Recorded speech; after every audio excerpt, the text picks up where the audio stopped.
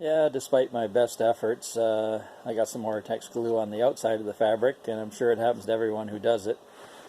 The trick is, how do you get it off? And I know guys have tried different types of cleaners, but best way I found is a piece of crepe block, something that woodworkers use to clean belts and tools.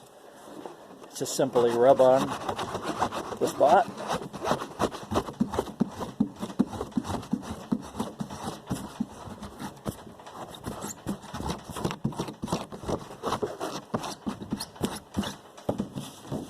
Keep it clean. There we go. Very simple. It ends up stuck to the edge for the most part. On the edge of the crepe block, you just peel off the little pieces and head for the next one. There's one over here.